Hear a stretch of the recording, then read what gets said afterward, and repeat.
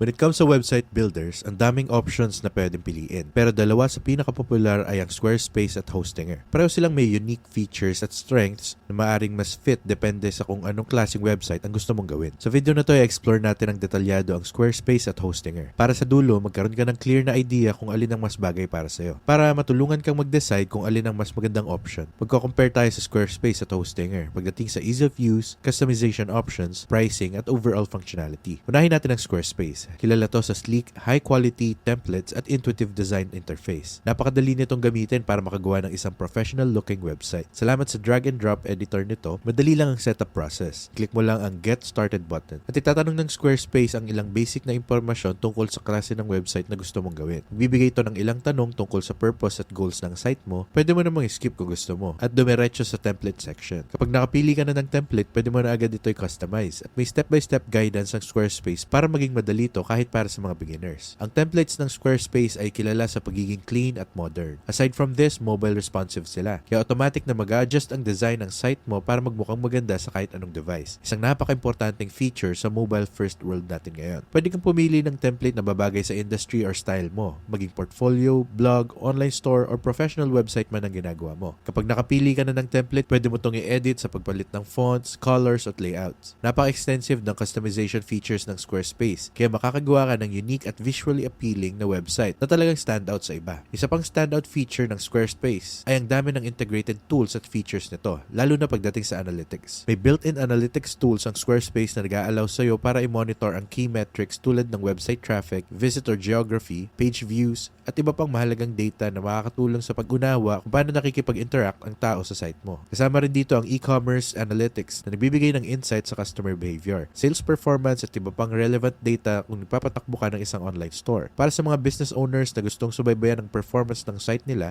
napakadaling ma-access ang lahat ng to sa isang lugar. Bukod sa analytics, sumusuporta rin ang Squarespace sa mga plugins or extensions. Gamit ang mga plugins na to, pwede ka magdagdag ng functionality sa site mo, tulad ng pag-track ng visitors gamit ang analytics tools, pag-manage ng cookies, o pagdagdag ng specialized features. Ang pagkakaroon ng access sa plugins ay isang malaking advantage dahil pwedeng i-expand ang capabilities ng site mo nang hindi mo na kailangan matutong mag-code. Kasama rin dito ang list building features para sa mga gustong palaguin ng kanilang audience at manatiling konektado sa kanilang visitors. Ang marketing tools ng Squarespace ay dinisenyo upang matulungan kang i-track ang engagement at i-optimize ang communication sa potential customers mo. Pagdating sa pricing, nag-o-offer ang Squarespace ng mga plans na babagay sa iba't ibang needs. Ang personal plan ay nagsisimula sa $16 per month kung babayaran mo annually. Kasama dito ang mobile optimized templates, isang libreng custom domain, at essential website building tools. Ang business plan na madalas ituturing na best value ay may presyong $23 per month kung babayaran ng annually. Kasama dito ang lahat ng features ng personal plan, pati na rin ang advanced analytics.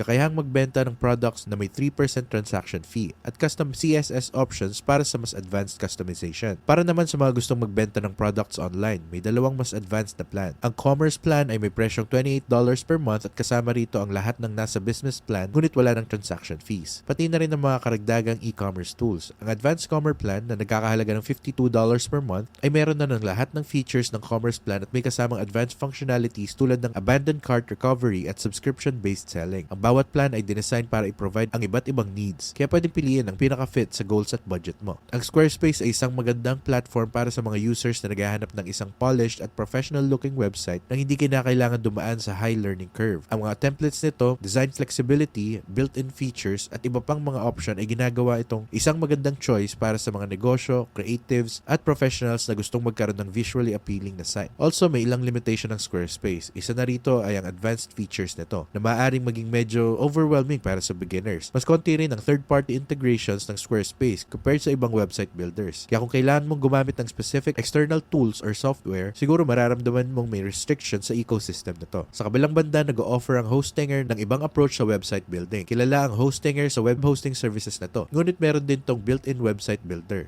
Isa sa mga pinakamalaking strengths ng Hostinger ay ang pagiging simple at madaling gamitin nito. Kaya ito ay magandang option para sa mga beginners. Ang website builder ng Hostinger ay particular na beneficial para sa mga gustong mag-maintain ng lahat ng kailangan nila. Hosting, domain, at website builder nang hindi kinakailangan mag-manage ng maraming accounts or services. Madali at mabilis lang mag-start sa Hostinger. Pagkatapos mo i-click ang Add Website or Edit button, mapupunta ka sa Builder interface na dinesign para maging user-friendly. Ang website builder mismo ay gumagamit ng drag and drop system na nag-aalaw sa users na madaling magdagdag ng mga bagong section, lipat ang mga mga elements at i-customize ang text and images nang walang kahirap-hirap. Nag-offer ang Hostinger ng iba't ibang pre-designed sections tulad ng testimonials, galleries, slideshows at videos na maaari mong i-drag papunta sa page layout mo. Sobrang useful nito lalo na para sa mga beginners na hindi pa familiar sa web design dahil inaalis nito ang maraming hulaan sa proseso ng paggawa ng isang functional at magandang website. Isa sa mga standout features ng Hostinger ay ang integration ng website builder nito sa hosting service mismo. Para sa mga baguhan sa website management, malaking bagay ang pagkakaroon ng isang platform na may parehong website builder at hosting dahil mas pinapasimple nito ang proseso. Kasama sa mga hosting plans ng Hostinger ay ang mga features tulad ng automatic backups, SSL certificates at libreng email accounts na makakatulong na gawing professional ang security at functionality ng site mo. Kung naghanap ka ng isang straightforward at low maintenance na option, maaring ang all-in-one setup ng Hostinger ang pinaka-ideal na choice para sa'yo. Isa pang dahilan kung bakit convincing ang Hostinger ay dahil sa price nito. Kilala ang Hostinger bilang isa sa pinaka-abot kayang website builders at hosting providers sa merkado. Halimbawa, ang business plan ng Hostinger na isa sa pinaka-popular na options ay nagkakahalaga lang ng $2.99 per month para sa isang 48-month plan. Kasama sa plan na to ang libreng domain, SSL certificate at access sa website builder nila. Pati na rin ang mga marketing tools at security features. Kung gusto mong makatipid pa lalo, maaari mong piliin ang mahabang billing period tulad ng 48 months na nagbabawas ng buwan ng gastos mo. Dahil sa ganitong pricing structure, isa ang Hostinger sa pinaka-budget-friendly na website builders, lalo na para sa mga naghahanap ng long-term solution. Kasama rin ang website builder ng Hostinger sa mga essential SEO tools na makakatulong sa pagpapataas ng ranking ng site mo sa search engines. Although hindi to kasing advanced ng dedicated SEO platforms, pasok naman dito ang pangunahing element na kailangan para mapansin ang website mo. Halimbawa, maaari mong i-edit ang meta titles, descriptions at alt text para sa images. Lahat yan malaki ang papel sa pagpapabuti ng search rankings at pagkuha ng mas maraming views para sa website mo. Halimbawa, pwede mong i-edit ang meta titles, descriptions at alt text para sa mga beginners or malilit na business owners na bago sa SEO. Ang mga built-in tools na ito ay nagbibigay ng solid na starting point para sa pagbuo ng kanilang online presence. Isa sa mga malalaking pagkakaiba ng Hostinger at Squarespace ay ang antas ng customization na available sa kanilang website builder. Ang website builder ng Hostinger ay nag-o-offer ng isang simple at straightforward na editing experience na madaling matutunan. Also, pagdating sa design flexibility, hindi ito kasing lalim or kasing comprehensive ng Squarespace. Although pinapayagan ng Hostinger ang users na baguhin ang colors,